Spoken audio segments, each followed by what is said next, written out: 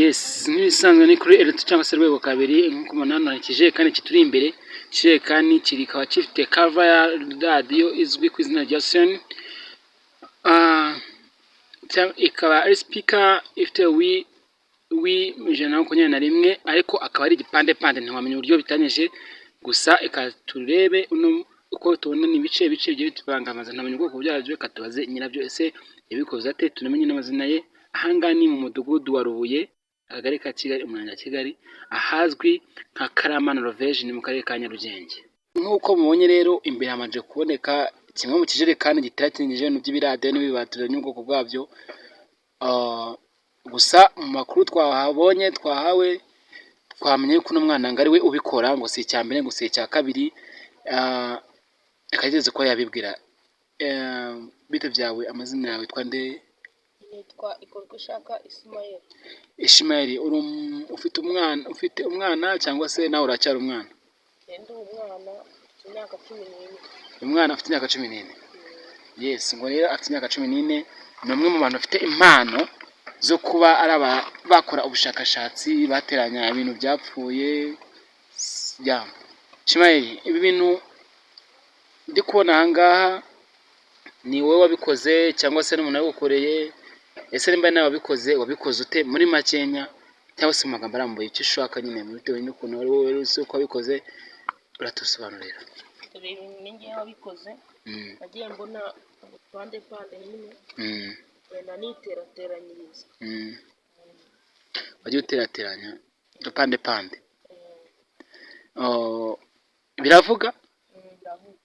Tubacoba gato tukumva niba bishoboka. Kona nari.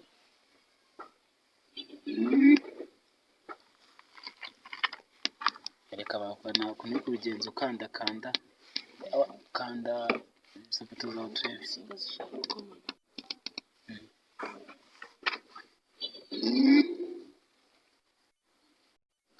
Bluetooth.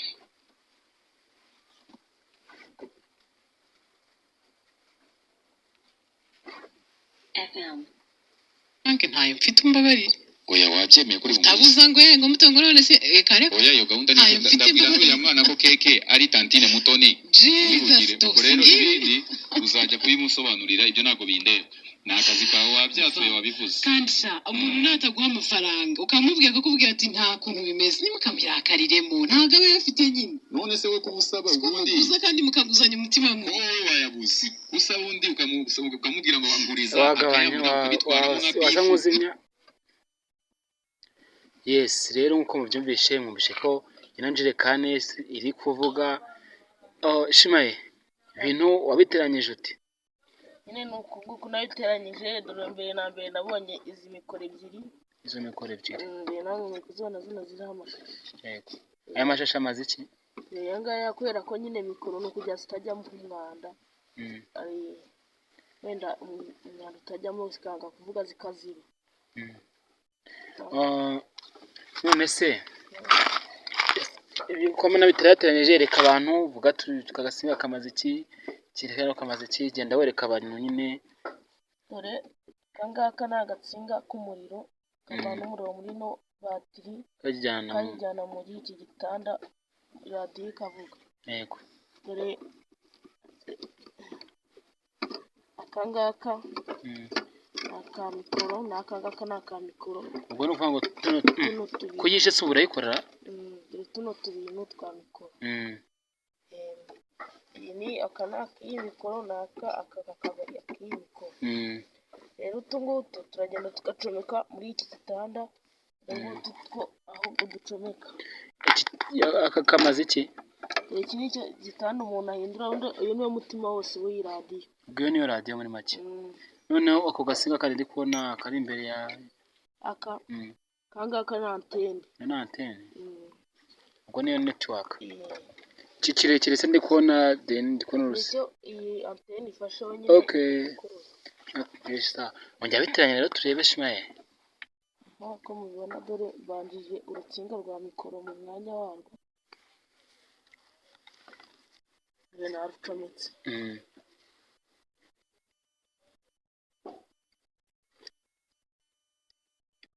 narucumitse turayibona. Yego. Noneho dore mfate urw'umuriro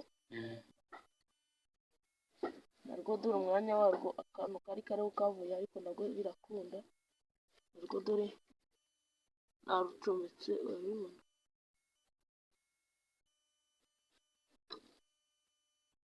Nziza ko nagacumitse. Wakacumitse yavuga. Ubundi natsi rero.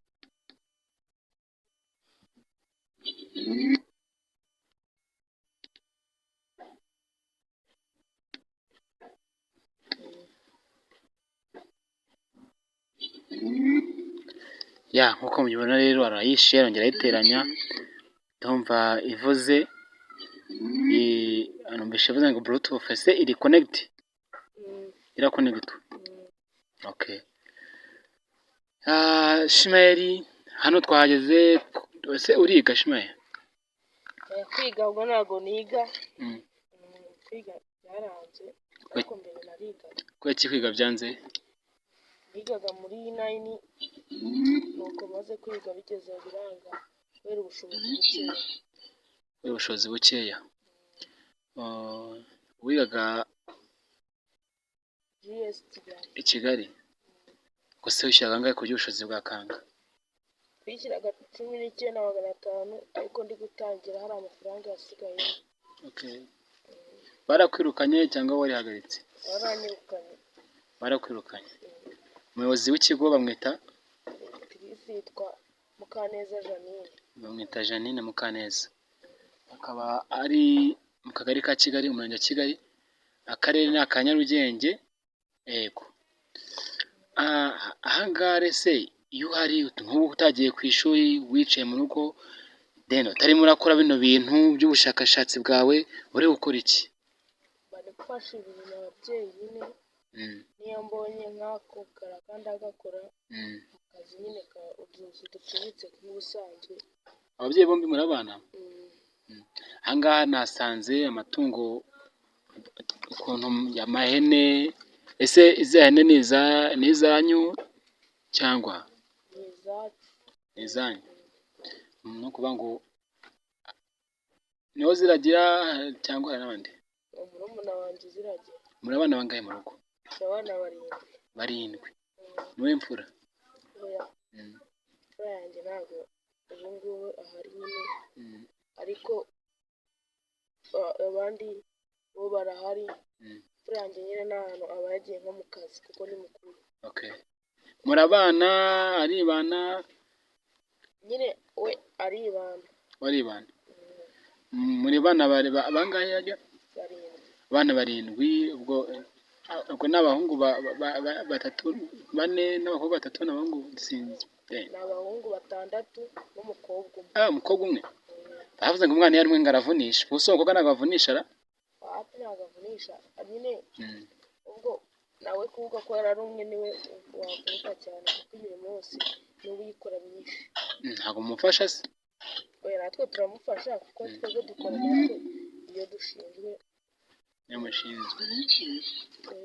Okay, Shimayeli rero wakoze kuduha umwanya tukaganira.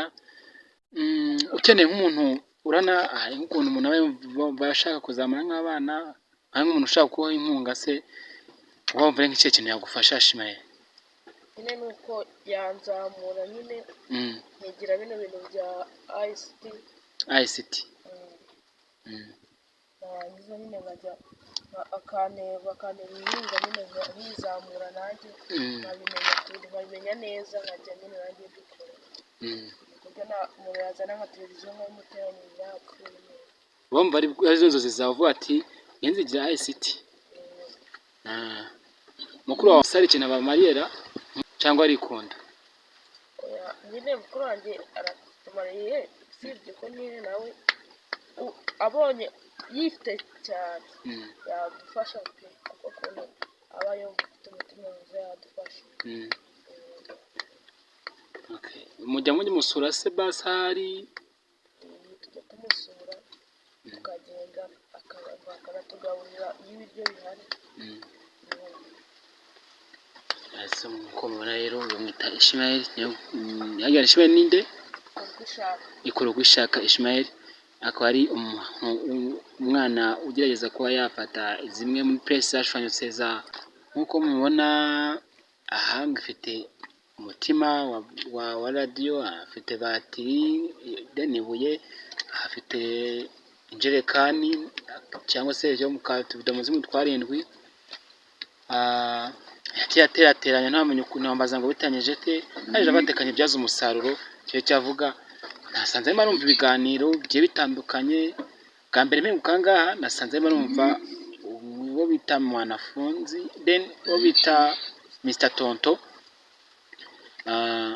arimo arumva ikiganiro cye. Ese mageze nyine ko yagendaga ari kumpindurira tujya ku zindi radio zitandukanye, ambwira ati birakora. Ese Mr Tonto undi usanzwe umwumva cyangwa nuko aribyo waruguyeho? oya ndamwumva. Aragufasha se buriya kintu ajya gufasha Mr Tonto? Kuko kubona umwana nkawe uyumva ikiganiro kikarangira, undi abana nkamwe mukunda kumva indirimbo then mukumva ama hip hop ba Bushari ba Kevin n'abandi, ariko biratangaje kuba nabonye urimo urumva Mr Tonto. Se biragufasha? Mr Tonto ndamukunda rwose kuko arenganura abaturage. Mr Tonto ararenganura, nta kintu cyo kuba atashyiramo ikimenyane ngo ararya ruswa, wapi akoresha ukuri. Isa murakoze cyane kuba mubaye natwe. Njye amazina yanjye usanzwe unzi? njya nkubona ku mbuga nkoranyambaga. Amazina yanjye banyita Rwego, nkaba mfite channel yitwa L2. Nimugoroba nushaka nubona telefone uze kubijyaho, iki kiganiro cyawe urubuze kukibona kuri Rwego 2. Wandika ijambo Rwego 2 kuri telefone yayo yose, haba kuri TikTok, YouTube channel ndetse n'izindi. Then aho urashaka wandike Rwego 2 urahita uyibona, ni logo y'umuriro n'amazi urahita umbona. N'ikiganiro cyawe nicyo cyakibanzaho. Sawa Ishmael, urakoze kuduha umwanya kandi Nyagasani akomeza kuzamure mu ntera. Mwakoze. Yes, mwamwumvishe rero bamwita Kurugushaka Ishmael. Bibutsa ko ushaka kwamamaza kuri channel yacu ya L2 cyangwa se Rwego 2 wahamagara kuri nimero igendanwa ariyo 0789109079. Gahunda ni subscribe, share, comment and like. Wibuka kunyarukira kuri Instagram yacu Rwego 2 ndetse no kuri TikTok ya Rwego 2. Murakoze.